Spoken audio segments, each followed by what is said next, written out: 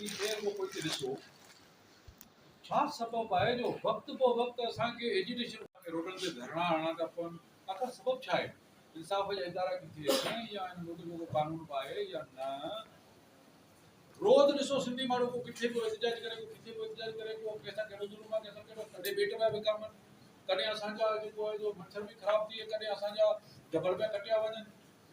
तव्हां हालत ॾिसो इन जो सबब छा आहे छो पियो थिए इहो सभु करप्शन जे करे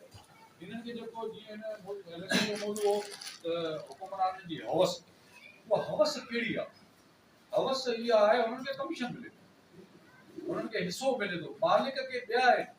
जेके इहो कमु करणु चाहिनि था जेके हिनखे कटणु चाहिनि था हिनखे ख़तमु करणु चाहिनि था हुननि खे इहा ॻाल्हि सम्झ में नथी अचे त हज़ारे लखे सालनि जी तारीख़ रखंदड़ शइ आहे जिते हेतिरा लखे माण्हू घुमणु अचनि था मदनियाती या कुदरती वसीलनि जी का खोट कोन्हे ॿिया बि जाम पिया आहिनि कोयलो पियो आहे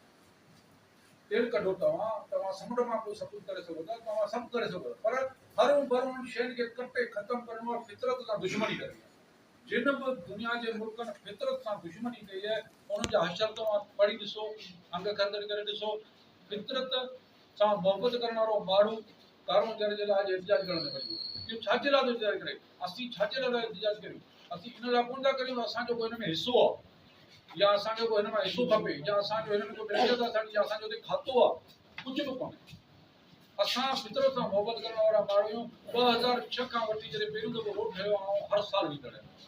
तस्वीरुनि जे वीडियो जी शिकल में अमोट शयूं मौजूदु उहे जेके मंदर जेके असांजी चयो डर आहे उहो सही थी वियो उहे जेके मौजूदु आहिनि उन्हनि जी हर साल ऐं शिकिल बिगड़जंदड़ ॾिसां जेका पहिरीं हुई सा हिन हींअर कोन्हे उनखे अजीब तरीक़े सां उनजी रिपेयर कई अथनि जो ॾिसी मथे ते सची था वञनि त हीउ बि को रिपेयर करण जो तरीक़ो आहे तव्हां ई सिर्फ़ु खणी हुनखे उते ओड़ो पिलपाए ओड़ो ठाहे सघे ॾेखारियो भला